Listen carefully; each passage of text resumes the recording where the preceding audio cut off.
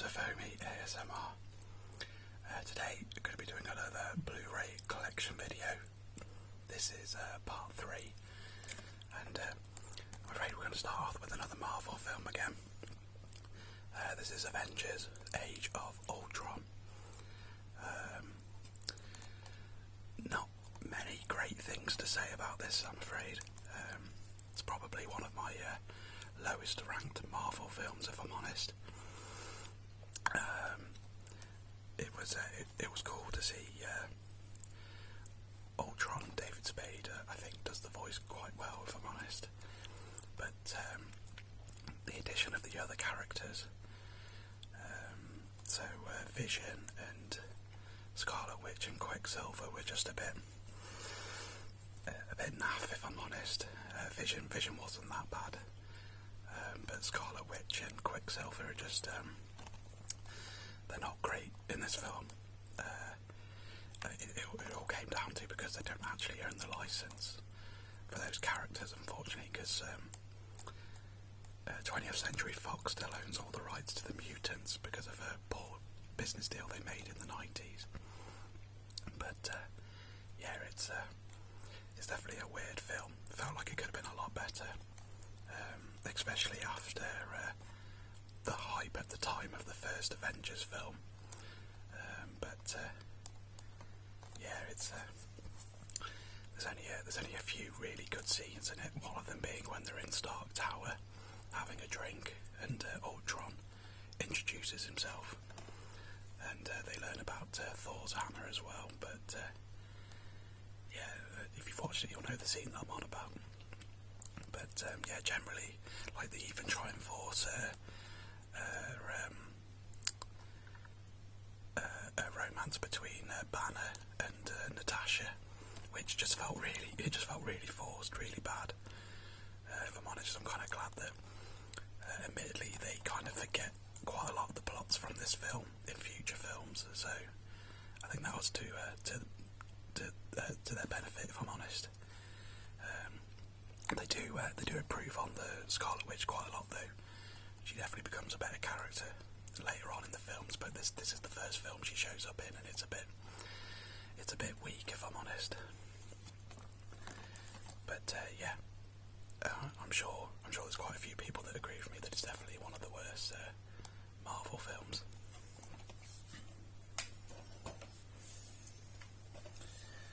And then yeah, we've got another Marvel film, but we go from one of the worst to one of the best, in my opinion. This is Captain America: Civil War. If I'm honest, I kind of consider this more of an Avengers film than a Captain America film. It is based on the Civil War comic books, which is some of the best comic book storylines in Marvel. And yeah, I mean, the only negative thing I can say is that they cast it as the third Captain America film, when I feel like he deserved to have his own third film. Like, I know a lot of people don't like the first one, but I thought it was good. And the second film, The Winter Soldier, is probably one of the best Marvel films you can watch. And yeah, I felt like he just deserved a chance at a third one, especially after Iron Man having a bad third film. I felt like he deserved a better shot, but as it stands, this is a really good film, and it helps. It introduces Spider-Man and Black Panther as well to the universe, and they were both great additions. So yeah, but this is when it starts to gear up towards the third phase, as they call it. But it's one of those films where it's got all the characters in that you love, so you can't really go wrong. And this time they fight against each other, which is quite fun.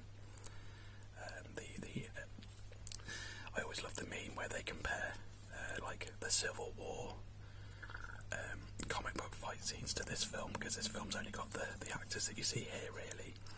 You can't see Spider-Man there, I don't think. Oh, and there's Ant-Man down there as well. But yeah, whereas the Civil War storyline has like every Marvel character pretty much that existed at that time, and it's one giant free-for-all, whereas this is just like, if you compare it to those two things, this is really weak, but it's still good for the MCU films. Again, it's another 3D Blu-ray. Back when they used to make them and I used to buy them.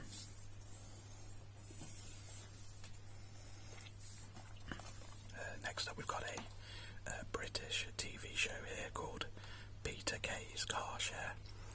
This is Peter Kay here, if you're unfamiliar.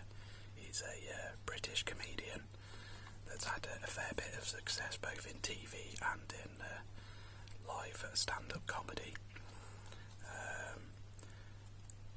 This was quite a breath of fresh air, if I'm honest, because I'm not a huge fan of Peter Kay.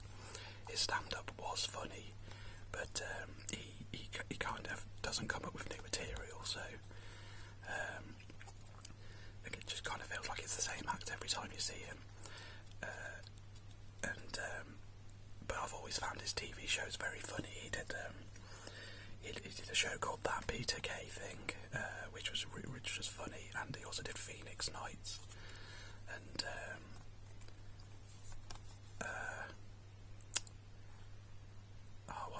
what's the bouncers called again? That's going to annoy me. It's Paddy and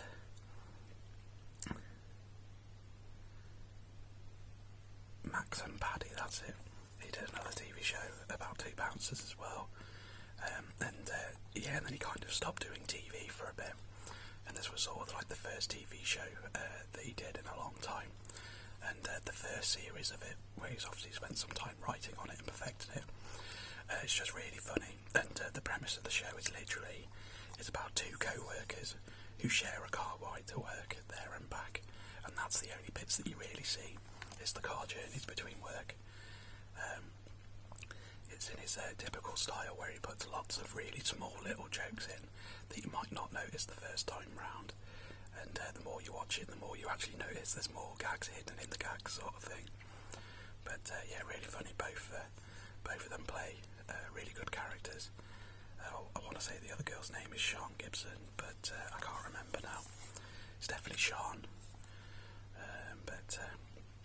Yeah, they just worked really well as a like a opposite comedy duo sort of thing, and yeah, it's a funny show.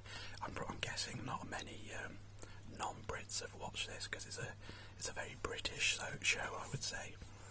I know some British shows do get out there, like Red Dwarf and stuff like that, but for Peter Kay, I'm not sure he'd have that international appeal like he would do at home in the UK.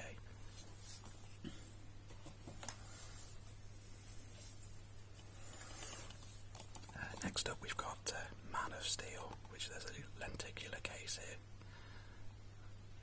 But yeah, this is the first Superman film with Henry Cavill. I really enjoyed this film, if I'm honest. I thought he did a really good job of being a Superman. It was just that right level of grit and glitz at the same time. So, the fight scenes felt very real, but they also didn't make it look bland. Like, Superman stands out a lot in most scenes because of his bright blue and red Superman costume. And do you remember Ultraviolet? I don't know if that's just a UK thing or not, but every DVD that you came with at the time just used to come with its own digital copy as well. And then most people would use a service that would convert it into like Apple's version of it or something. But yeah, it used to get plastered all over the back as well. God, the back of that Blu-ray case looks pretty ugly, to be fair. Too many words. But yeah, so I enjoyed this film. I thought it was done really well, and it was a promising start to what would be the DCU. But unfortunately, that kind of became a bit of a train wreck with really this film and Wonder Woman, the first one, being the only two really like standout good films in my opinion. The rest, there's some okay films, but yeah, a lot of them are just pretty weak in my opinion. Hopefully James Gunn sort of takes the reins now and sorts it all out, starts again and just makes a really good universe.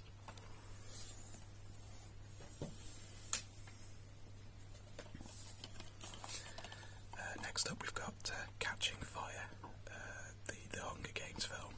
I can't remember, I'm guessing this is the second one. I can't remember the names of them in order, but I'm guessing this is the second one. Definitely the best of the four that they did, if I'm honest. I only really liked the first two. The third and fourth film were just a bit not great, in my opinion. I think we were kind of done with the whole teen book movie conversion, if I'm honest. But my girlfriend liked this film, so I think we got it cheap on Blu-ray. But it's okay, you know. Jennifer Lawrence does a good job in playing the main hero. You definitely believe that she's a strong lead. It's kind of a shame that they didn't try and get her to be Tomb Raider, because I reckon back in the day she might have done a good job of it, but not anymore. She's a bit old now. But yeah, she's it's okay. It's, you know, if you see it on TV, I'd recommend it, but don't go out your way to watch it.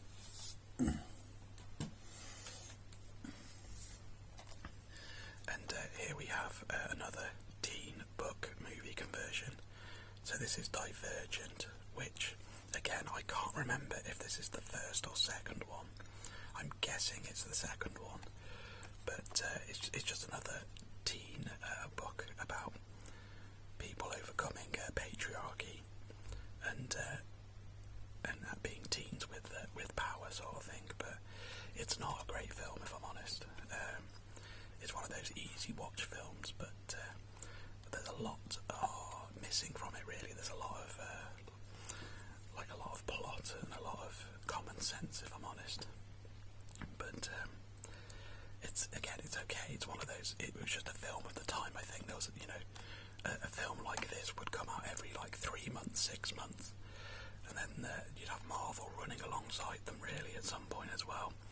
So you either sort of watch these films or you watched Marvel, and we ended up watching a lot of Marvel. But these sort of films help to fill the gap in between them.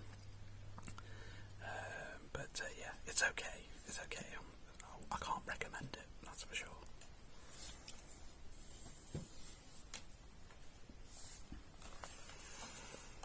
So next up we've got The Secret Life of Walter Mitty. It's got Ben Stiller in it. I really like this film, I'm not gonna lie. I went to the cinema to watch this, and I was pleasantly surprised how fun it was. I think the easiest way to describe it is kind of like a modern, sort of like a modern Forrest Gump in a way, but whereas Forrest is sort of special, this character is basically designed to not be special, and that's what makes the movie stand out, is that he does all these special things. I believe it was directed by Ben Stiller as well. But yeah, it's just basically about his character works for Times magazine, and they find out they're being all made redundant because they're going digital only, and his job was to do the front covers for Times magazine, which are famous covers most of the time, and you're not going to get that with a digital copy as such. So his basically his mission is to make the best last front cover for Time magazine, and he ends up going all around the world and doing all these crazy things. You can see him skateboarding there. I think he actually ends up skateboarding away from a erupting volcano at one point, which sounds really dumb, but you have to watch the film to sort of understand it. But it's yeah, I really enjoyed it. It's just one of those feel-good films with a good ending. So let me know if you've watched this one. I'd be interested to know.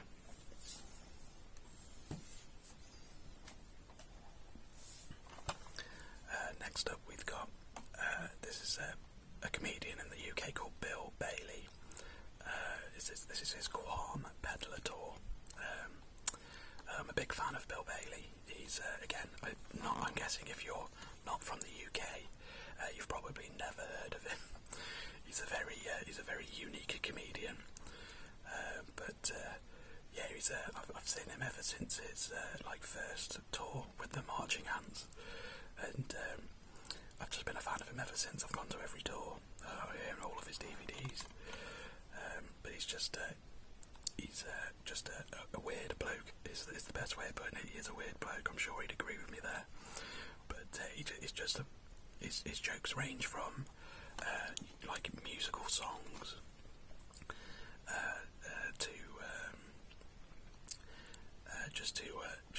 to general things about life and about him and his life.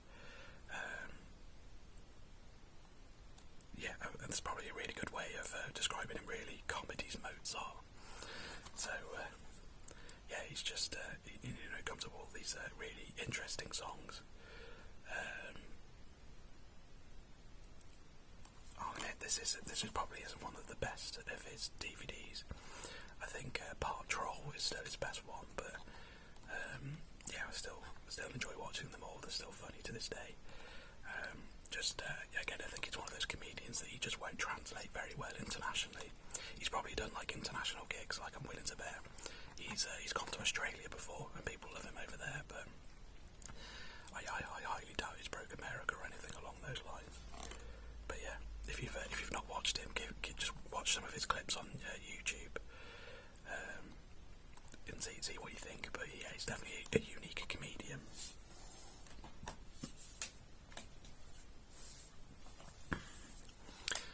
Next up, we've got 12 Years a Slave. I'm going to be honest, I've not watched this film. I've not had the guts to watch it. I've heard it's quite a brutal film to watch. It's one of those films that you kind of have to be in the mood for, which I know sounds really daft, but I put it in the same category as film as as Schindler's List or Gandhi. You can't just whack on Gandhi. You've got to be in the exact mind frame for that type of film, and I haven't been in that sort of time frame for a while. So I've unfortunately given this one a miss. But I know I should watch it. I know it's meant to be incredible. You have to be in that dead sort of set mind frame to watch that type of film. And ever since having kids, I've not been in that mind frame at all. So, but let me know if you've watched this one, and probably shout at me for not watching it and tell me to watch it.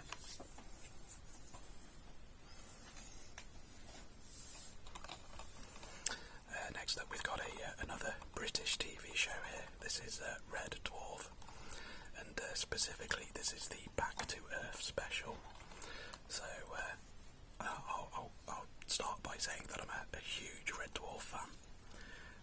It's one of my, it sounds it's one of my earliest memories. Is watching Red Dwarf as a family. I've got a couple of other earlier memories, but I remember it used to be on TV on a Monday night at 9 o'clock on BBC Two, and as a family we used to all sit down and watch the new episode, and then we would watch Shooting Stars afterwards with Bob Mortimer and I can't remember the other comedian now, but yeah, we used to watch Red Dwarf religiously. It ran for originally 8 series. And then it came back with this Back to Earth special, which was kind of meant to be considered the movie because they'd been talking about doing a movie for so long, but it never came back. And then after this, they did an additional 3 series and another movie. I'll be honest, straight off the bat, this is garbage. It's easily the worst Red Dwarf thing they've ever done. And I'm really surprised that it actually, I think it because everyone was so vocal about how bad it was, it actually made companies realise how much the series was loved, and that's how the extra 3 series got done, because they just realised that there's so many fans out there that were so vocal about this being awful, that they actually thought, oh, you know what, let's give it a go, and they did, and it was successful. And the extra 3 series and the second movie are all really good. really funny, well written. They clearly took their time thinking about it to try and appease the fans, and it worked.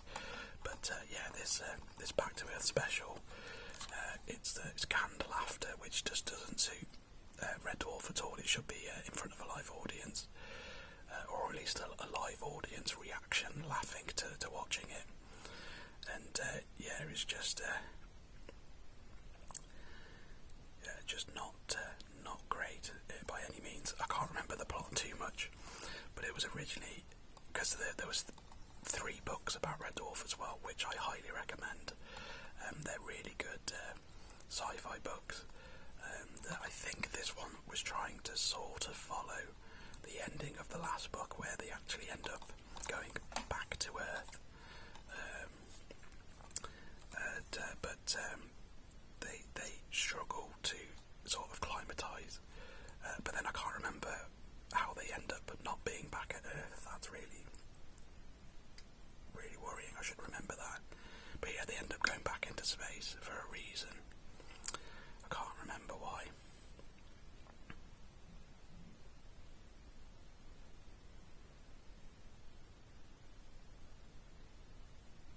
Oh yeah, this one copied Blade Runner a lot. I've just read the back of the DVD case, and this one actually borrows heavily from Blade Runner, even copying scene for scene.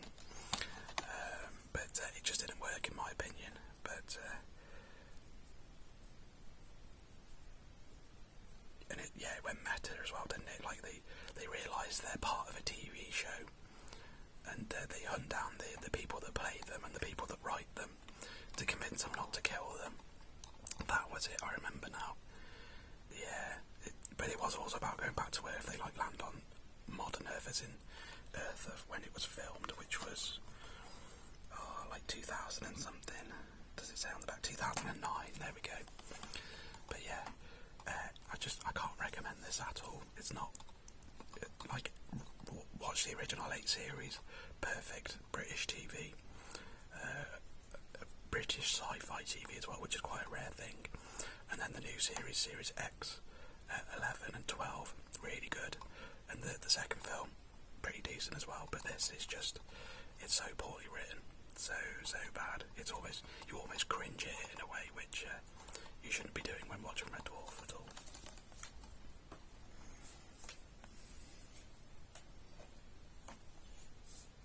And lastly, I think I'll finish it on this one for today, but we have another Marvel film, I'm afraid, sorry. They do all seem to be bunched up in the same box. But this is Ant-Man. The first Ant-Man film with Paul Rudd as Ant-Man. And I actually rate this as another one of the best films in the universe, if I'm honest. It's just a fun film. It doesn't worry about what's going on in the Marvel universe. It's just purely about this character. And yeah, Paul Rudd just has a lot of fun with it. Because before this film came out, a lot of people joked about Ant-Man. He wasn't a well-known character. And yeah, Paul Rudd just makes it a fun role. And it's one of those, it was the first heist movie in the MCU, and people were a bit worried about that because heist films are a bit unique, and it worked really well. The main villain as well, Yellow Jacket, was really good. I liked it. The actor that played him did a good job, and they hit the right level of comedy in this, so it wasn't too jokey like Thor Dark World, but it wasn't too serious either, which is what it needed to be. It needs to be not too serious, so but yeah, I'd highly recommend this one. Definitely worth a watch. Okay, I've been Foamy ASMR. I want to thank you for watching this video. If you enjoyed it, please like and subscribe. It really helps the channel grow. And if you leave a comment below, I'll get back to you. Maybe you can let me know what films you've seen today that you also enjoyed, or something that you disagreed with about my opinion.